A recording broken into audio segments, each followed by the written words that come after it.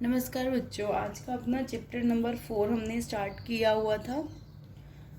Last lecture में हमने start किया था लेक्चर नंबर 30 में।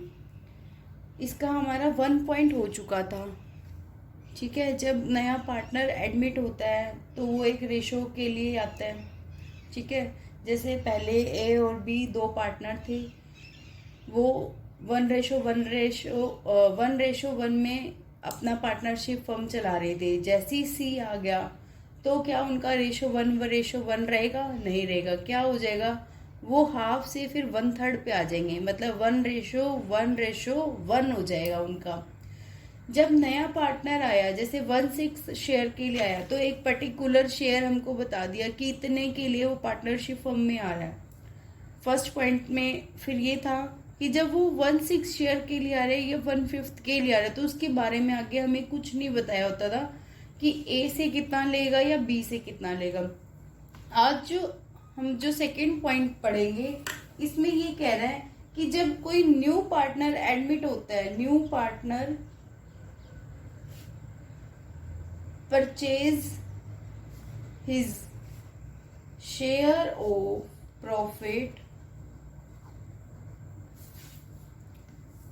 new partner purchase his share of profit from the old partners equally। यहां पर ये कह रहे हैं इक्वल लेगा ओल्ड पार्टनर से। मेन पॉइंट ये है इक्वल। क्लियर? अब हम इलस्ट्रेशन नंबर 2 करते हैं। जब वो इक्वल ले रहे हैं, ए और बी से दोनों से इक्वल इक्वल ले रहा है। सपोज वो 1/6 शेयर के लिए आया सी। ठीक है, सी आया 1/6 के लिए। अब 1/6 का इक्वल इक्वल कितना हो गया?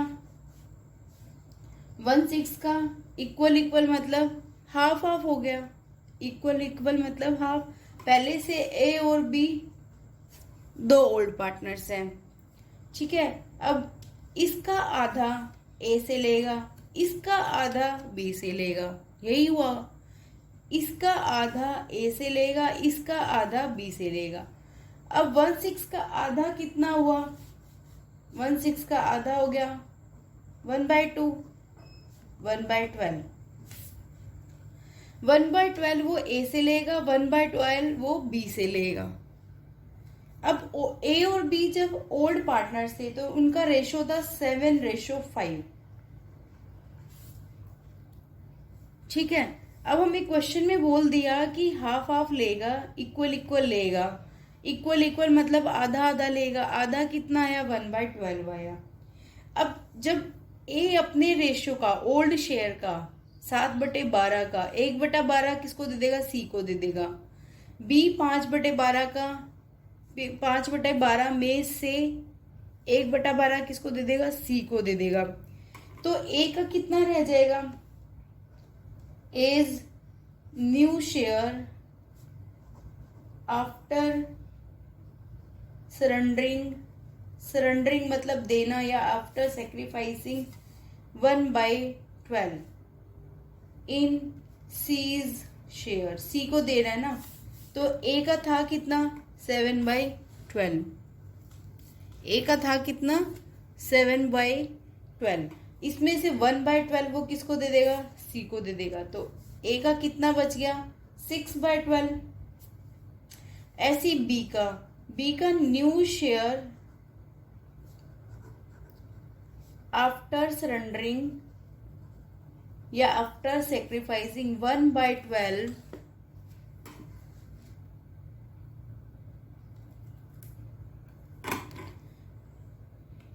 इन सीज शेयर। 1/6 के लिए सी आ रहा था, उसका आधा 1/12 बी अपने में से देगा। बी का था कितना? Old ratio 5/12। 5/12 में से 1/12 को जब हम माइनस कर देंगे आ जाएगा 4/12। तो ये तो ए का हो गया, ये बी का हो गया, और सी का कितना है? 1/6। ठीक है, सी का हो गया 1/6, ए का हो गया 6/12, बी का हो गया 4/12। अब हम न्यू रेशियो निकालें तो 6/12, 4/12, 1/6, A/B/C। क्योंकि A और B का 1/12 देने के बाद बैलेंसिंग है, ये बैलेंस रह गया, तो एलसीएम ले लेंगे हम, तो आएगा 6/4/2। ठीक है, आगे भी ये कट रहा है 2 की टेबल में, तो कट हो रहा है तो काट लेंगे इसको। 2 की टेबल में 2 3 2 2 एंड 2 2 2 1, ये आंसर होंगे अपने। ये था इलस्ट्रेशन नंबर 2 का ए पार्ट। ठीक है, ऐसे ही आपको इलस्ट्रेशन नंबर 2 करनी है। इलस्ट्रेशन नंबर 3 भी आपकी ऐसे ही हो जाएगी। इलस्ट्रेशन नंबर 3 इलस्ट्रेशन नंबर 2 और 3 इसी पे बेस है, सेकेंड पॉइंट पे। अब नेक्स्ट पॉइंट मैं आपको बताती हूँ।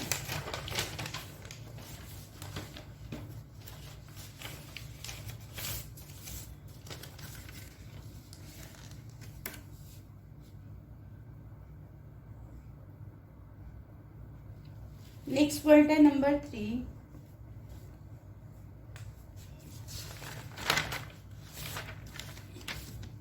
New partner purchase his share from the old partners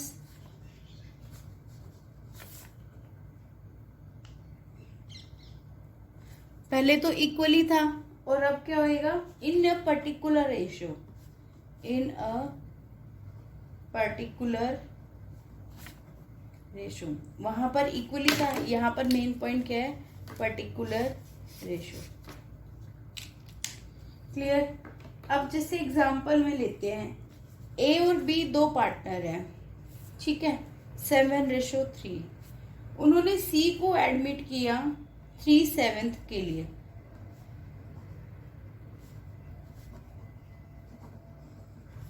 three seventh share के लिए लिया, जिसमें से उसने कहा कि जो 3/7 है ना, वो 2/7 तो लेगा फ्रॉम ए और 1/7 लेगा फ्रॉम बी। ठीक है,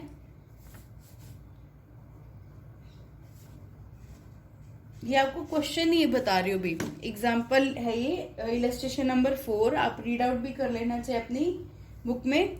ए और बी 2 पार्टनर्स है 7/3 में। सी ने लिया सी को एडमिट करे 3/7 के लिए। ठीक है, जो जिसमें से वो 2/7 लेगा फ्रॉम ए और 1/7 लेगा फ्रॉम बी। अब अगर आप इन दोनों को प्लस करते हो तो कितना आता है, 3/7 ही आता है, 2/7 प्लस 1/7। ठीक है, दोनों को जब आप प्लस करोगे तो भी कितना आ रहा है, 3/7 आ रहा है।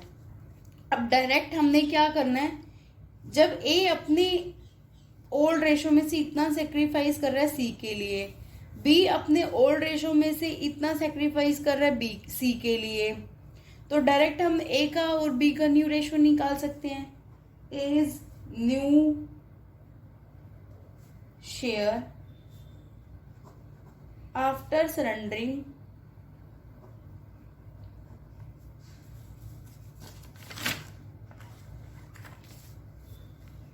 टू 7। ठीक है,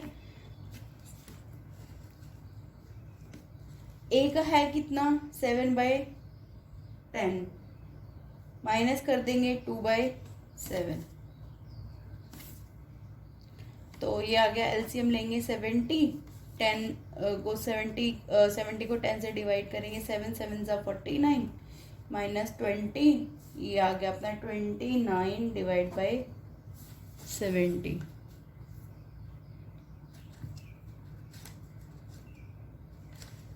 ऐसे बी का न्यू रेशो निकालेंगे।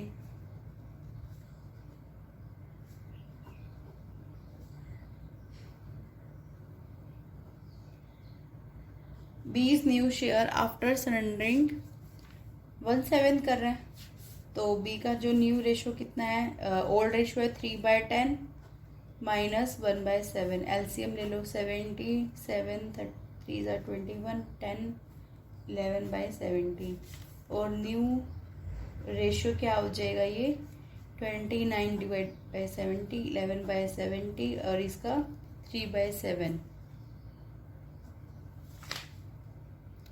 ठीक है, अब फिर से एलसीएम लेंगे तो 29:11:30, ये आंसर आ जाएगा अपना। ठीक है, अब आपका यहाँ इलस्ट्रेशन नंबर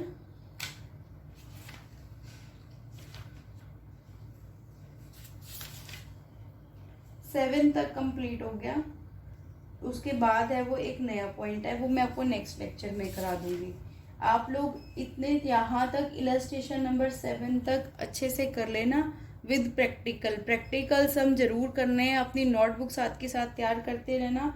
फिर भी अगर आपको कोई प्रॉब्लम आती है तो आप लोग मुझे कॉल करके या कॉल करके भी पूछ सकते हो, और बाकी मैंने अपना नंबर भी दिया हुआ इसी में, आप देख लेना। Okay, thank you.